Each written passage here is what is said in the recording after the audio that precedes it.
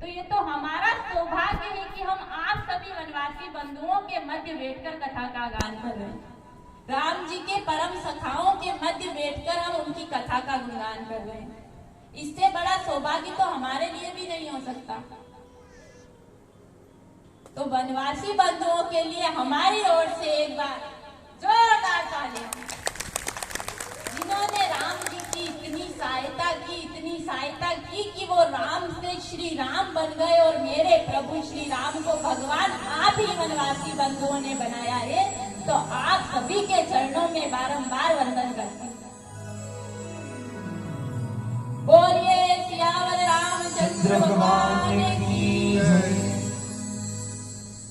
ये सारा विचार सरस्वती मैया करते हैं और जाकर के देखते हैं कि अवध में कौन ऐसा व्यक्ति है जिसकी मति फेर दी जाए तो कुछ काम बने। माता को अवध में एक भी ऐसा व्यक्ति नहीं दिखता है जो कि राम जी से अपनी मति को फेर ले। सरस्वती मैया स्वयं ढूंढने गई ना, फिर भी ऐसा व्यक्ति नहीं मिला जिसको राम जी से दूर कर दे, राम जी के प्रति भ्रमित कर दे। और आज हमें कोई पड़ोसी कोई नीचे स्तर से भी आकर कह देना तो भी हम भ्रमित होकर न जाने कहां भटकने लगते हैं।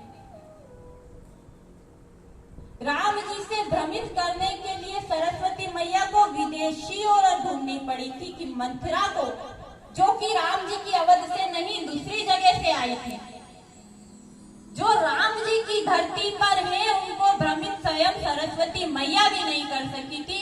तो सोच लो, इस धरती पर रहकर हम लोग भ्रमित हो रहे हैं तो हम क्या कार्य कर रहे हैं। मंथरा को भ्रमित करती है माता।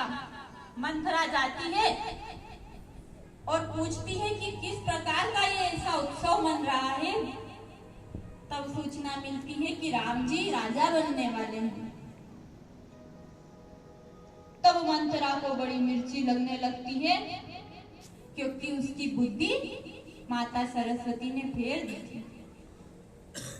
ऐसी कुटिल हमारे घरों में भी होती हैं, ऐसी मंथराएं घरों में भी होती हैं, अभी भी होती है, पर हमें उनके वश में नहीं आना होता है, वरना परिवार बिखर जाता है। वो कह रही है तो सुन लो, परंतु कैकई की तरह बात मत माना। वो तो प्रभु श्री राम थे, उन्हें तो राम बनने के लिए जाना था। देवताओं ने सहायता की थी, सहायता हमारी भी देवता करते हैं, पर हम कर्म ही नहीं करने लगे ना ऐसा कि देवता आकर के इतनी सहायता कर दे। जब मति फेर होती है तो कभी प्रभु से नहीं कहते कि प्रभु ये कार्य कर रहे हैं, हमारी मति ऐसी हो रही है, भगवान के सामने जाकर कहते ही नहीं है, स्वयं ही सब कुछ करने लगते हैं। प्रभु ने तो जो कार्य किए स्वयं सरस्वती मैया ने करवाया था, परंतु हमारे घर में कोई मंथरा आकर घर फोड़ने का कार्य करे तो उसे कभी सुनना मत। मंथरा जाती है, कैकई के पास पहुंच जाती है, दौड़ी दौड़ी जाती है। कैकई कहती है क्या हुआ, ऐसी दौड़ी दौड़ी आ रही है, मेरे राम जी कुशल तो है ना। कैकई सबसे पहले किसका पूछती है कि मेरे राम कुशल तो है ना। माता का प्रेम तो था ना राम जी के प्रति। तो मंथरा कहती है कि राम ही कुशल है, राम के सिवा कोई कुशल नहीं। तो कैकई कहती है ऐसा क्या हो गया बता ना। तो कैकई अपनी बातें गढ़ने लगती है। अब ये बात हम अच्छे से समझ रहे हैं, क्योंकि हमारे आसपास भी ऐसे आते हैं जो बातों को घुमा घुमा कर हमें उनके प्रति प्रेरित करते हैं कि उनकी बात को हम मान लें। ये प्रयत्न करने के लिए वो जो उनसे बन सके उतनी तो हमारी तारीफें करते हैं, और जितना उनसे बन सके हमें ला ला कर दे देते हैं। वे मंथरा की तरह हमें ला ला कर जो, और हम बिक जाते हैं। तो मंथरा ने आकर के बड़ी तारीफें करना शुरू कर दी कि तुम तो इतनी बढ़िया राजकुमारी हो, यहाँ की रानी हो, और वहां राम राजा बन गए ना तो तुम दासी बन जाओगी। पहले तो कैकई कहती है कि ये घर फोड़नी चली जाए यहाँ से, मुझे ऐसी शिक्षा मत दे। परंतु ज्यादा ही बात होने लगती है, मति फिर जाती है, तो कहती है कि तेरी शिक्षा सुनने योग्य है, बता मुझे क्या करना चाहिए। मंत्रा कहती है कि जाकर के राजा से वरदान मांग, तेरे जो 2 वरदान बाकी हैं वो वरदान राजा से मांग, और राजा तुझे वरदान ऐसे ही नहीं देंगे, पहले उन्हें राम जी की शपथ दिलवाना और फिर राम उनसे वरदान मांगना। पहला वरदान तो कहना कि भरत को राजा बनाओ, और एक वरदान कहना कि राम जी को वनवास में भेज दो।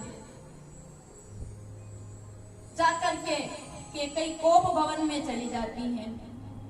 अवध में तो राम जी के राजा बनने का उत्साह छा रहा है और वो कोप भवन में चली जाती है। अब दशरथ जी भी घबरा जाते हैं कि इतना आनंद का उत्सव है और कैकेयी कोप भवन में चली गई। कैकेयी के पास जाकर के देखते हैं तो सारे आभूषण फेंक रखे हैं, मोटा वस्त्र धारण किए क्रोधित अवस्था में पड़ी हुई थी। जाकर के दशरथ जी कहते हैं कि क्या हुआ देवी, उठो, कोप भवन में क्यों आई हो, क्या बात है? तो कैकेयी कहती है कि मुझे कुछ चाहिए, दोगे क्या? दशरथ जी कहते हैं कि क्या हुआ, इतना क्रोध क्यों कर रही हो? तुम्हें तो मुझसे बार बार कहती थी ना कि राम को राजा कब बनाओगे, तो मैं राम को राजा बना रहा हूँ, अब तो उठ जाओ। और तुम्हें क्या चाहिए? मैं सब कुछ दे दूंगा, मैं राम की 100 बार सौगंध खाता हूँ, तो मैं सब कुछ दे दूंगा। अब राम जी की सौगंध भी खा ली। अब कैकेयी ने आभूषण पहने और कहने लगी कि हे राजा, आप बार बार कह देते हो कि जो मांगना है मांग ले, देते कुछ नहीं हो। तो दशरथ जी कहते हैं कि रघुकुल रीति सदा चली आई, प्राण जाई पर वचन न जाई। ये रघुकुल की रीत है, प्राण चले जाए पर हमारे वचन नहीं जाने चाहिए। हमारे प्रभु ने ये रीत समझाई है, पर हमारे तो वचन जाए तो जाए, प्राण बचना चाहिए, धर्म जाए तो जाए, हम जिंदा रहना चाहिए। यही हो रहा है ना, वचनों की कोई परवाह ही नहीं रहती है। कह दिया होगा, भूल से कहवा गया होगा। तो वे कहते हैं कि हे देवी, हमारे रघुकुल की रीत है, हमारे प्राण चले जाएंगे पर वचन को नहीं जाने देते, और मैंने तो राम की सौगंध खा ली, अब तो अपना मांग लो, क्या मांगना चाहती हूँ? तो कैकेयी कहती है कि मुझे 2 वरदान चाहिए। पहला वरदान तो दे दो कि भरत को राजा बना दो, राम को राजा मत बनाओ, भरत को अवध का राजा बना दो। ये सुनकर के दशरथ जी की खुशी कम नहीं होती है, आनंद कम नहीं होता है। उनके लिए तो उनके सारे बेटे बराबर थे। तो वह कहते हैं कि तुम कहती हो तो भरत को राजा बना देंगे। तो वह कहती है मेरा दूसरा वचन भी सुनो, मेरा दूसरा वरदान भी सुनो कि राम जी को प्रातः होते ही 14 वर्ष के लिए वनवास भेज दो। ये बात सुनते ही दशरथ जी के पैरों से धरती खिसकने लगती कि हे तुझे मांगना है, तू कह रही है भरत को राजा बना दो, तो मैं आज ही संदेशा भेज के भरत को बुलवा लेता हूँ।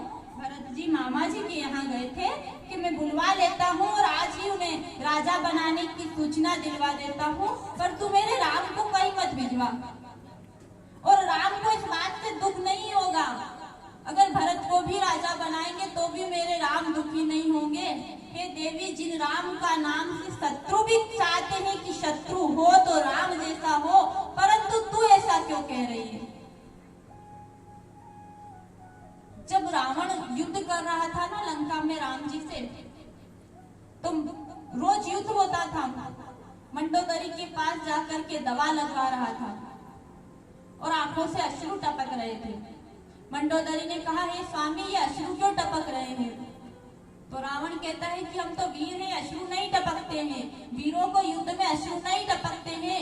ये अश्रु तो उन राम जी के लिए टपक रहे हैं कि जब भी हम युद्ध करते हैं मैं निहत्था हो जाता हूँ, जब मेरे सारे हथियार चले जाते हैं तो राम जी मुझे कह देते हैं कि रावण जाओ, कल युद्ध करेंगे, कल से फिर तैयार होकर आना। ये अश्रु तो उन राम के लिए निकल रहे हैं। तो रावण भी कहता है कि शत्रु भी हो तो राम के जैसा, और तुझे बेटा राम के रूप में मिला है, फिर भी तू विलाप कर रही है, तू ऐसा कार्य कर रही है। कैकई को ये सारी बातें ना बहुत बुरी लगती है, चुभने लगती है, तो वो कहती है कि बातें मत बनाओ और राम को वनवास भेजो, मुझे कुछ नहीं सुनना। दशरथ जी कहते हैं कि कैकई राम वनवास भी चले जाएंगे, 14 वर्ष बाद आकर फिर से अयोध्या भी वैसी हो जाएगी, तू मेरी बात मान ले, परंतु मेरा जो ये तू मेरे साथ कर रही है ना, ये संताप कभी नहीं मिटेगा, तू ऐसा कार्य मत कर। फिर भी नहीं मानती। दशरथ जी विलाप करते हैं। राम जी को भेजने पर दशरथ जी कहते हैं कि कई तूने लूट लिया दशरथ के खजाने को, हो के कई तूने लूट लिया, हो के कई तूने लूट लिया, हो दशरथ के खजाने को, के कई तूने लूट लिया, हो दशरथ के खजाने को।